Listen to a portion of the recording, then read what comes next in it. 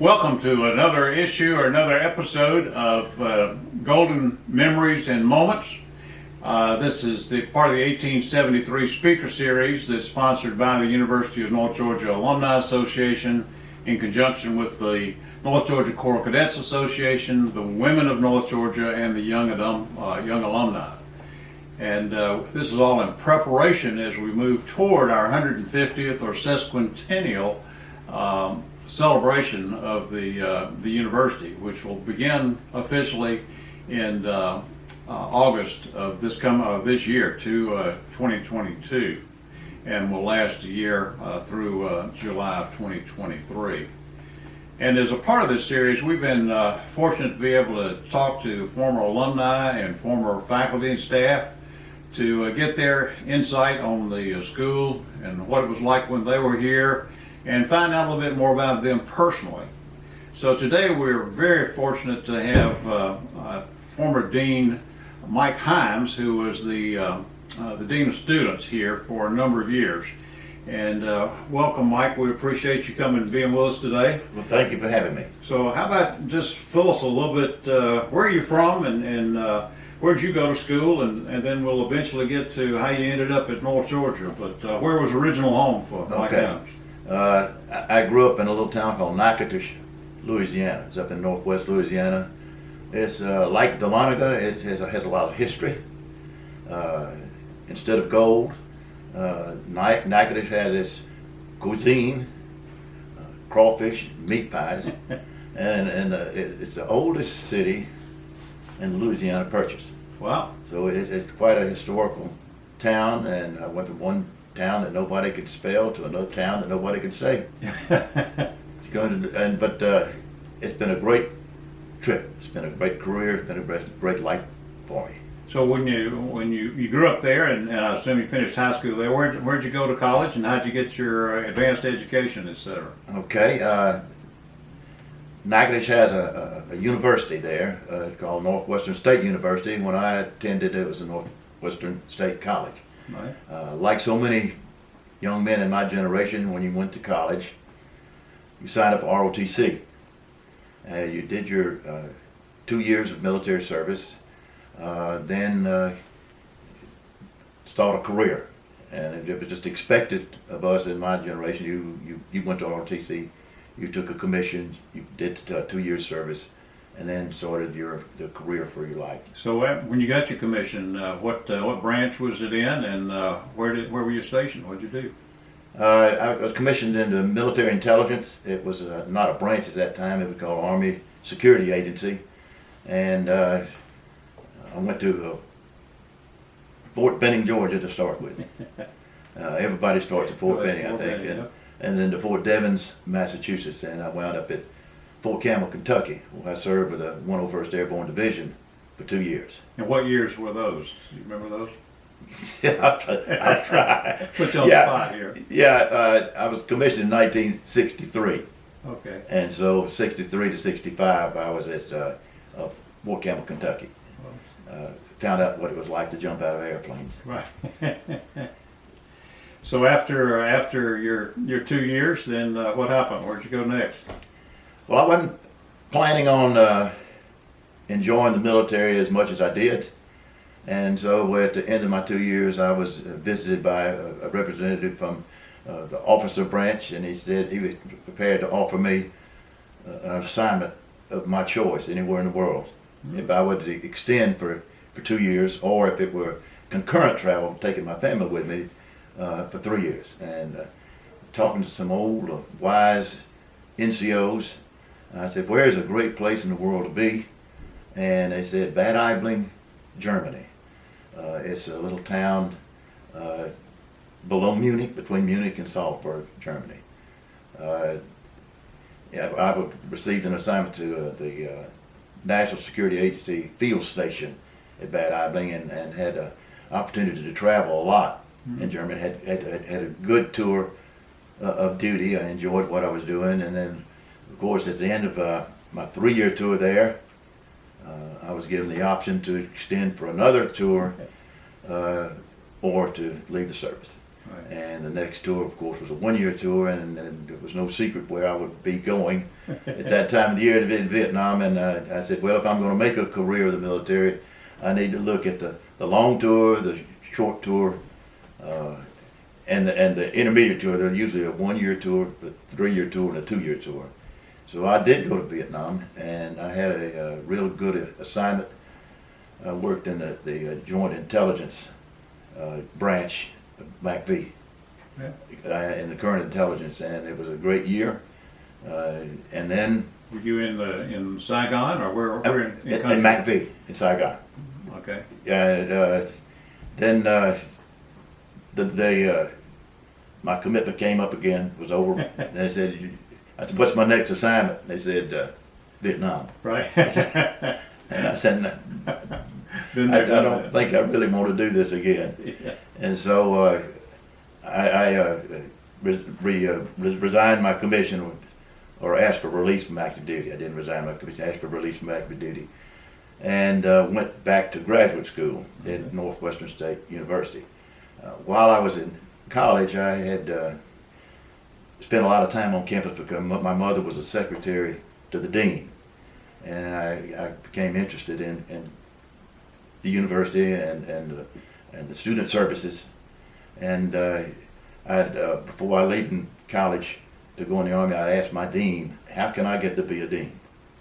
And he said, son, there's not a way you can do it. There's no pathway to being a dean. It's a career thing.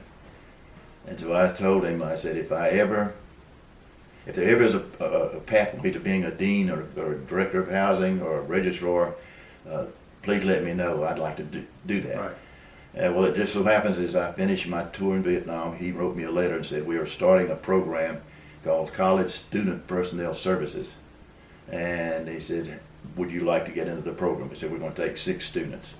And I said, yes, sir, I would. And so I transitioned from the military to the director of a great big men's dormitory as a live-in head director with my wife and little boy.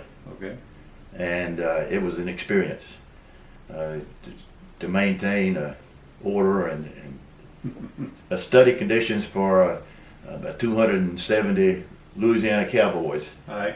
Because they tended to congregate in the dorm by interest, and these were the North Louisiana cowboys, and they were a challenge to maintain an environment where they studied and behaved themselves, and it was fun. But I had an advantage on them because I'd been in the military. Right.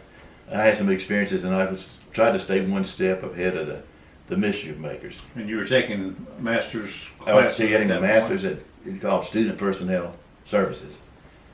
And so a part of my degree program, we also were rotated in various services areas, registrar, admissions,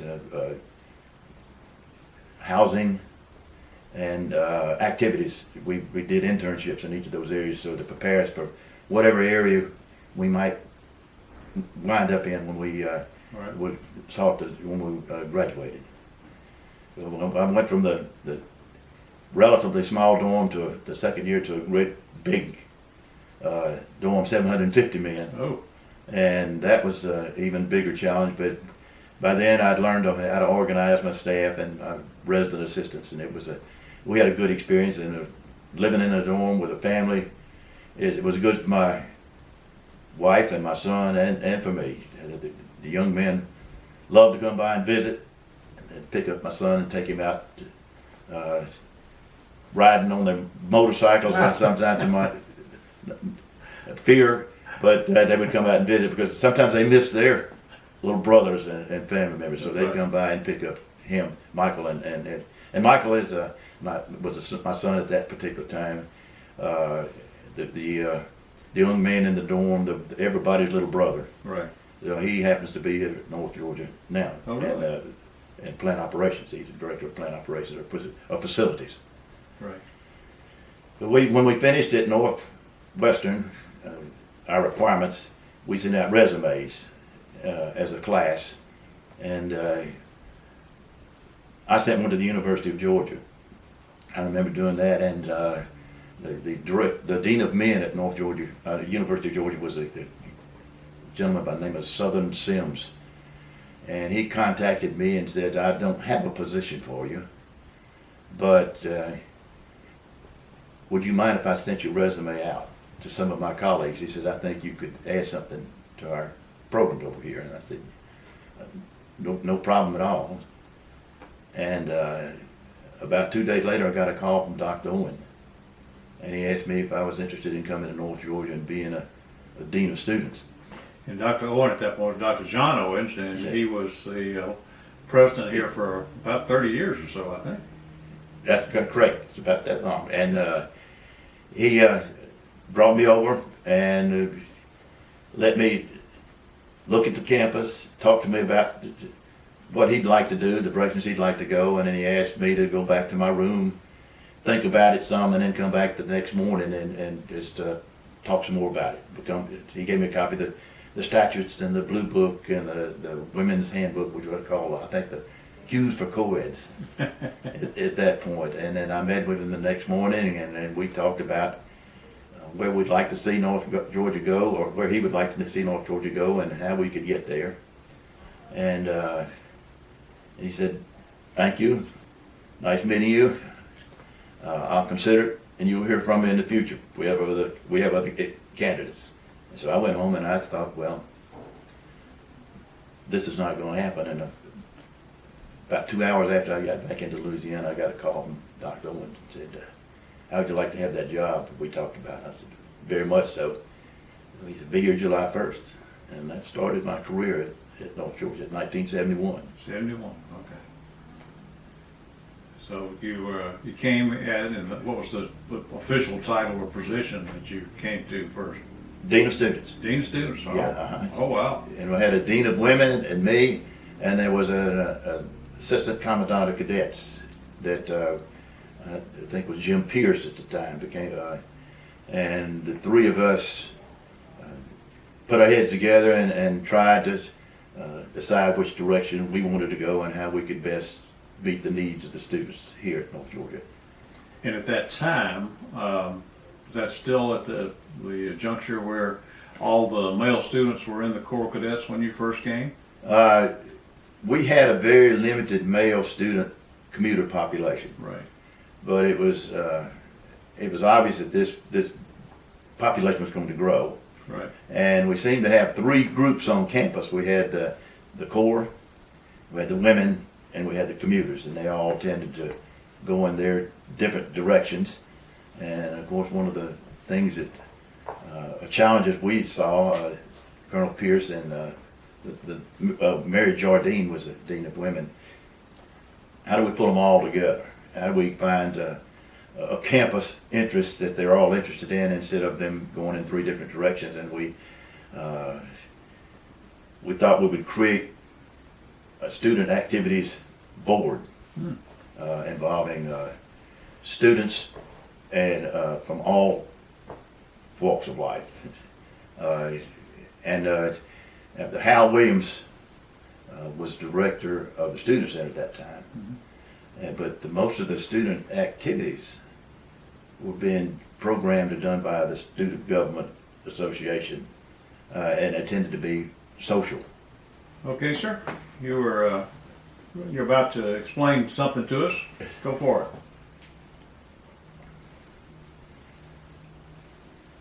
My first summer here, I applied for a grant from Exxon Corporation, and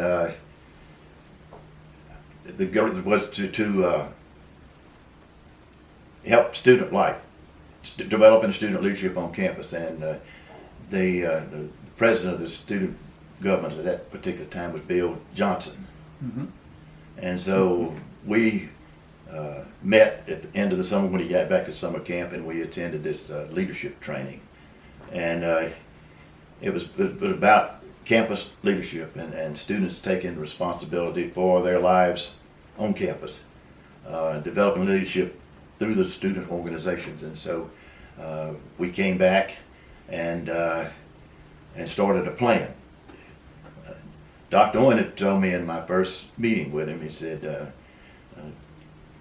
you need to take a look at the campus in all 4 quarters. He said, live the life at North Georgia for 1 year, and then come to me with some recommendations as to which direction we want to go. And so he was right. This fall is very different from the winter. The winter was different from the spring, and the spring was different from the summer. So after sitting a full year, living a full year with North Georgia, Bill Johnson and I decided that he was the SJ president, to do a student leadership retreat to try to get away from students' government just doing social things and get them involved in the college community itself, the total college community, which would mean representatives on the various faculty committees. Right. And students have a lot to contribute. Sure. And so at the end of the year, we went with Dr. Owen and said, here's some things we would recommend to happen. One was student representation on committees. It gives them a knowledge of what's going on campus and why. And the students have an activity fee they paid for activities, and Mr. Gilbert, the comptroller at the time, controlled the student money. So if students wanted money, they go to Mr. Gilbert.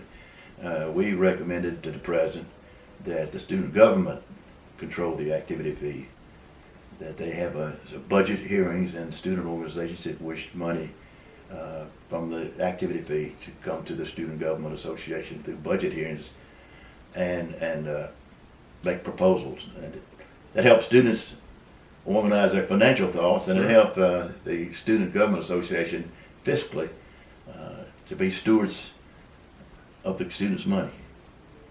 And That's a great idea, by the way. Yeah, well, it worked out really well. There was a lot of pessimism that students shouldn't be able to handle this amount of money and everything. I said, listen, these kids are responsible. Right. Give them the opportunity and they'll show you. And so the money they were dealing with was just a few $1,000s. Today, the money that deals with $1 million in activity fees. So they had to take their lump sum, their money, and plan how they wanted to divide it up, and how each organization could benefit the school or be a benefit from the participation in the activity. And that could have been a concert, it could be a drama performance, and so that we were supporting a drama club, we were supporting a newspaper, how they could not only benefit the campus, but benefit from conducting the activity, planning their activities and all, and Right. it worked out really well. The students were much more responsible than people gave them credit for in terms of managing money. They didn't just have a big blowout. Right. And at the time, they also recommended we have a director of activities, student activities, to get away from the. We had a director of the student center, which was Hal Williams, and he needed some help. If they were going to plan social events for the entire campus, we needed somebody to help student activity, help them with the activity fee. Right. And planning, and the recreation committee of the student government eventually became the student activities board. We were able to hire a young man out of Louisiana to help, by the name of Alterio, to help Hal Williams, and they took over the planning and conducting of activities. Right. The student government held the budget hearings, awarded the money, the student activity committee monitored the budget. Right. Here again, teaching fiscal responsibility, and it worked out really well. Well, that sounds like it was a great way to start your tenure here, to be able to have such an impact. What other kinds of things happened along the way that you'd like to share? We wanted to start a new student orientation program. Student orientation at that point consisted more of just an assembly. Students came in just before class, and that probably was something you attended. You got to go a really exciting orientation called Frog Week. But for the regular students, they came in and basically had an assembly, and they had some speakers, and they would get a campus tour and they'd register for class and go home, or to the dorm. It was usually just immediately before the start of school. We wanted to create some excitement about coming to North Georgia, and so we said, why don't we bring the new students up and spend a couple of days on campus, let them meet campus leaders, let them find out what the facilities are like, let them find their way around the campus, let them get a schedule of classes, let them find out where their class is going to be, so when they came back to campus, they could go right straight to work. Sure. There wasn't any exploration. Dr. One said we could do this, and so we had to select leaders. Who's going to be the leaders for these young people that we bring in? And so we thought, well, the student government president would be a natural choice. The chairman of the student activity board would be a natural choice. The president of the Women's Association would be a good choice, and we didn't know who the fourth one should be, but we chose a young lady by the name of Judy Norris, who happened to be Tom Palmer's wife. Ah. And we brought in, we tried it one time. I said, let's try it and see if this works. If it works, we'll go from there. And we did it, and for the first group, the summer group, and it was only about 100 or so students came, and then we said, now we'll go back in the fall and do the traditional orientation, and then we can compare the results and see how it went. Well, the people in the fall thought they were cheated. Yeah. Because the others got to come to the campus, and they got to meet one of their classmates, and they got to see where their room assignment was going to be, and they were ready to come to class. The ones in the fall didn't. So we decided, let's make a commitment to it. So we went ahead and we expanded from the 4 leaders up to as many as 20 as we went along, and we brought all the students in 4 sessions. One in June, one in July, one in August, and one in September. They had 2 full days. They were broken up into groups. Each group had their own leader, their own mentor. They did campus tours. They got registered for classes. Some of them even bought their books. They got ready to go then, but we had various information sessions for them, but we also had some time off to spend with their leaders. Their leader, each leader had about anywhere from 10 to 20 intro students, and they got to spend the time with their Was that the name of the program? It was called Intro. Intro. Yeah. Intro to North Georgia, and we ran that program for years, and the intro leaders position became a very coveted position. It was very competitive. We'd have as many as 100 applicants for our 10 slots, and we ran that. We did that program until about the time that we consolidated with Gainesville College. Then the college was getting to be large enough to make this a difficult and diverse and spread enough to where the continuing on-campus program became a little difficult. So I think they have since gone in a different direction. Okay. Because of we've been 4 campuses now. 5 campuses. 5 campuses. Yeah. And so during the time that we did it served North Georgia as North Georgia was at the time. It served it well. Right. And our intro leaders became all-stars in business, and because they were responsible for other students, and they took that responsibility seriously. They wanted to make sure they were able to get their classes, they were able to get their room assignments. They knew one another. Right. And so that was a good growing point. I know my group, I know 20 people, and among those 20, these 20 were a part of 100, and they were adjusted better to college. Yeah, it helped bond. Yeah. With And when they came back to campus, they knew where to go. They knew where the room was, and it was a lot easier transition. Sure. Well, as years passed, did the organization stay the same? And I'm referring to your organization as far as the dean of students and commandants and dean of women, et cetera. How did all that progress over the years? Okay. The dean of women position became the assistant dean of students. Okay. And the commandant of cadets was assistant commandant, reported to the commandant, but for student behavior, discipline, and all, he reported to me. Okay. And one of the recommendations I had after my first visit to Dr. Owen was that we have a student counseling position. And the student they needed someone they could go talk to. Students with concerns, someone that was not an authority, someone that they could speak with, and we hired a counselor. So we had the dean of students, we had associate dean of students, who was the dean of women, we had assistant commandant of cadets, and we had a counselor, and then eventually the director of student activities reported to the dean of students. Right. And of course then he became the vice president for student affairs after a few years. Right. So it was a gradual growing, but Dr. Owens,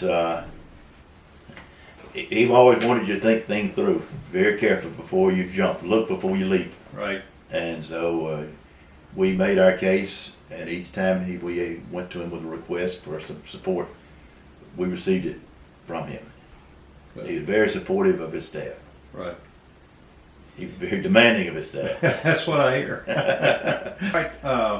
Mike, tell us a little bit about, you've mentioned your wife and child, particularly as it related to when you were in school back in Louisiana, but tell us a little bit about how you met your wife and when you had your son and how the family has progressed over the years. Okay. Where did you meet her? We're both from the same hometown. Dinah went to a Catholic high school. I went to the public high school. And she was the little sister of one of my hunting buddies. And we met when I was in college, and at a teamed dance.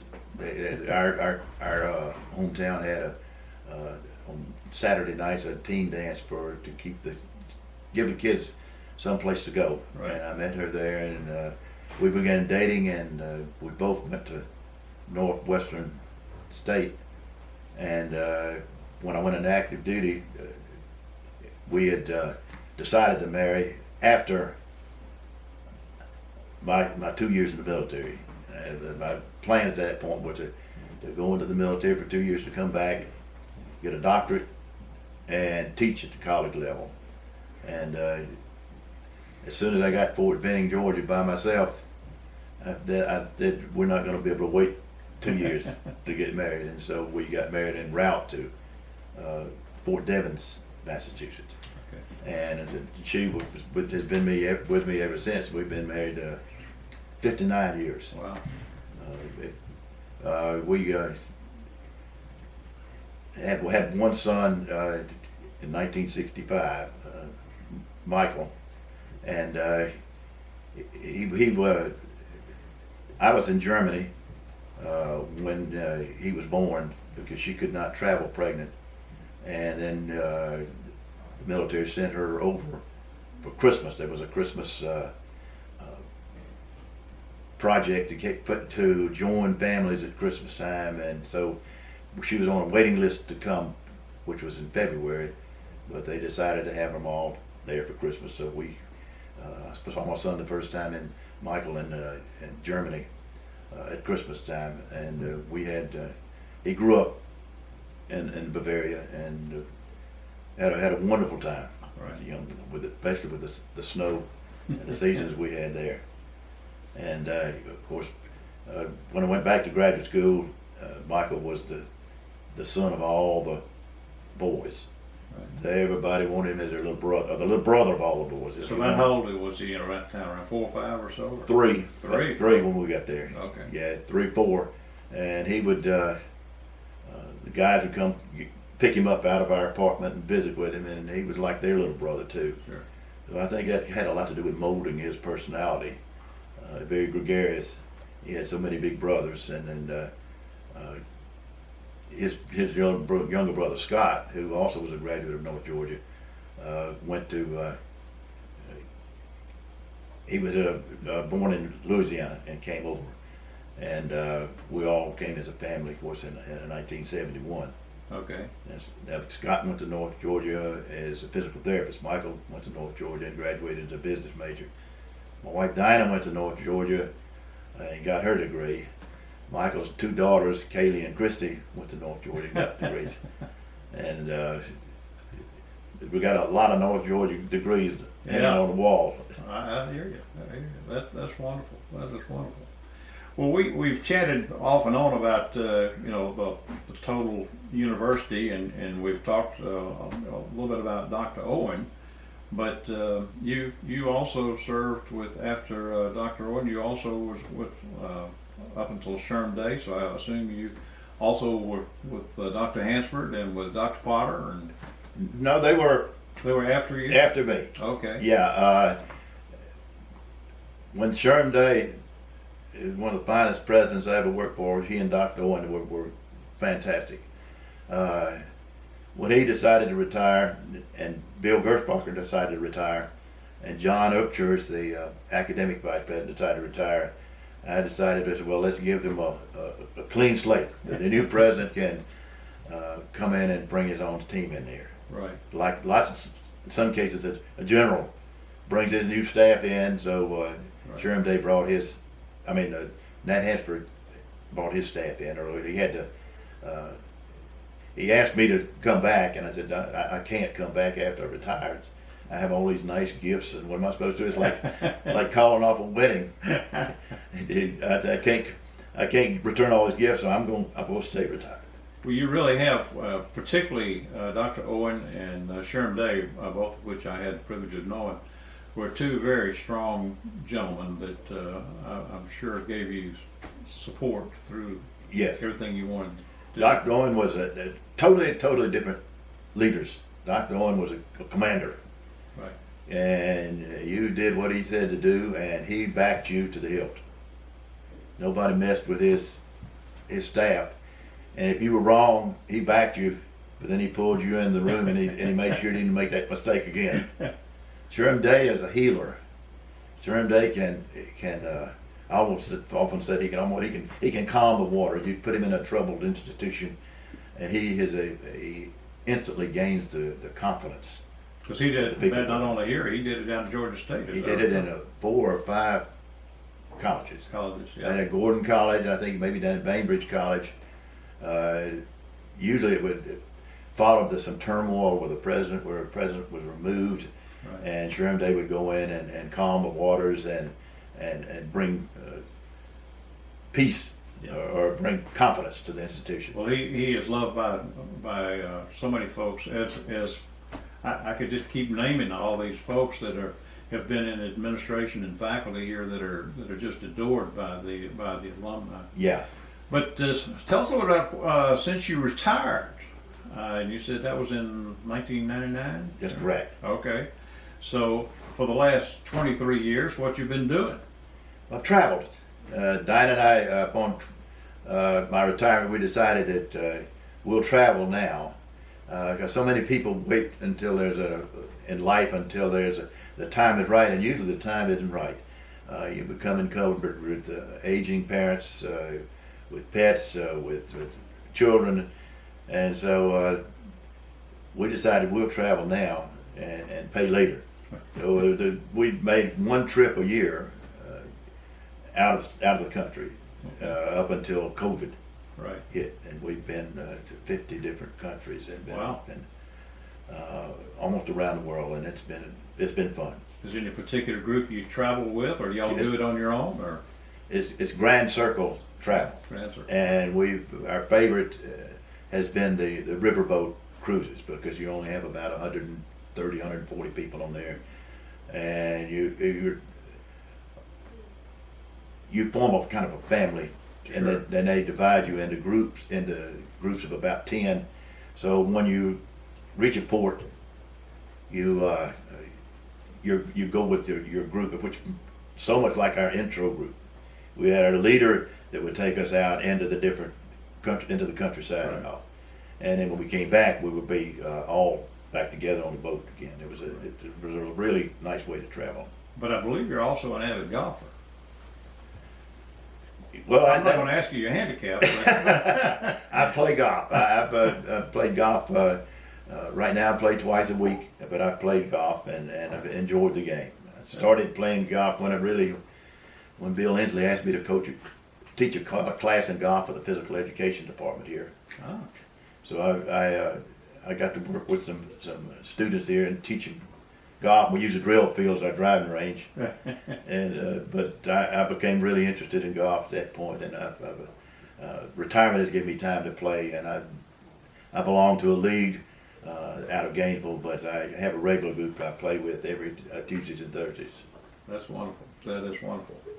The retirement life gives you opportunities to do things that you, at least from my perspective, that you just really never dreamed that you could have the opportunity to do. And so Yeah. it's wonderful that you're getting to do that. Tell me now, which was your favorite country to visit? John, that's tough to answer because there's something great about everyone. There was something special about the outback in Australia. It was almost being in Crocodile Dundee's backyard. It was the Uluru, the big red mountain, and it was a great visit. But then I loved South Africa. I loved everything we did in Germany. Just every place we went was special, Right. and they have great things about it. And that's why it was so much fun to travel and to see the uniqueness of these countries and share with other people. It was just I really enjoyed it. Yeah. Well, that's great. We never had a bad trip. Every trip was good. You got another one planned? Well, we had one planned to the Black Sea, and then COVID hit, and that area going, and COVID hit, and they canceled them all. And so then we delayed it for a year, and we weren't out of COVID completely. So we postponed it till this year, and then Putin has stirred things up so bad over there that we canceled it out. So hopefully in the future we'll get there. Right. I haven't been to the Amazon. I'd like to do that. I can't get Diana convinced to go to South America. Right. But we've been to the national parks in the United States. I'd like to do that. Buddy Mertens always posts beautiful pictures on Facebook of the places he's been in the national parks, and I want to see them all. Well, you, like so many other former faculty, staff, didn't move too far away from Dahlonega. You still live close enough where you can come up occasionally, right? I live in Dawsonville, which is Okay. only about 13 miles away. And yeah, the campus, I still feel like a part of the campus. I've come to campus events, Right. like the athletic events, and come to the military events. So I still feel like I'm a part of North Georgia. Well, for those who have not been up here, let me mention a couple of things. At least have not been up here in recent years. There was a new convocation center that's actually built next door to us. We're actually in the alumni house, which was the president's home for many years. And they built this wonderful building called the Convocation Center, and it's got room for classrooms, and it's got a wonderful basketball arena where our girls team just clinched the Peach Bowl and went on to the Final Eight and Final Four. But it's a wonderful facility, and up on the upper level they have some rooms that are used for special events, that when we have special speakers or small social events. But outside that, there is a balcony that overlooks the campus that is just the place to walk out and see the whole campus. And they named that balcony for Mike Hyams. It is the Mike Hyams balcony. So if you get up here, I would encourage you to get out because it is the best place to see, and it is named for this gentleman. Mike, before we wrap up, I've been asking you some questions, but I'd like to just give you the floor and let you say anything you'd like to say about the school or about the any part of the school, the job that you had, or the students, or where you see the school going, or anything that's on your mind before we wrap up. Okay, well, I didn't work here. I think I served here. I was accepted but I wasn't a North Georgia graduate. I was accepted. Dr. Owen, in his influential way, convinced me that I should continue my work, my commissioning service. I had been discharged from the military, and he convinced me to go on a reserve unit. And he kept telling me the benefits of doing the 20 years, and I told him I couldn't find a unit, and he called me up to his office one day, and there was a commander in there. He said, "Now you have a unit." So I was recommissioned, and that was, I usually say I made 3 real smart decisions in my life. One is the woman I married. 2 is when I drove over Crown Mountain and took a look at this campus and said, "This is for me. I'm choosing North Georgia if they'll have me." And 3, it was to go back into the reserves and serve. It also gave me a chance to bring in some of our cadets to serve a simultaneous membership program. They could come in to our reserve unit and work with us. And they were a good resource for my reservists to see some real good cadets, real good soldiers that came. So I thank Dr. Owen for pushing me in that direction of nudging me. He didn't just nudge you. You knew what he wanted you to do. He was a great man. He let me build a leadership development course by adventure leadership at Pine Valley. It was called a Ropes Course, but I had asked if I could go get trained in that, and I thought we could employ that type of training with our student leaders at North Georgia, and he let me do it, and then came back, and we built a leadership course, a high ropes course, and right. Hundreds and hundreds of students have been through there. We've even used it as a physical education course, taking them out there, and they got to climb the walls and the zip wires. We did lots of team building activities out there, and they still have it out there. It's a very nice facility, and I thank Dr. Owen for helping fund that. Right. I want to brag on our Student Government Association. They looked at campus needs, and one of the needs we had on campus was a weight room. We didn't have a weight room. We had one room in the gym that students could go in and had a universal machine. And Student Government appointed a committee to explore the possibility of getting a weight room on campus. And it was myself, and then Al Terrio, I believe at the time, maybe Wes Thomas, Richard Oates, and we visited some fitness centers around the area and saw what was there. And so we came back and made a proposal to Dr. Owen, and he gave us some space in Memorial Hall to build a fitness center. Mm-hmm. And we went out and bought some equipment and set it up, and the student government helped fund it, and the use was so great.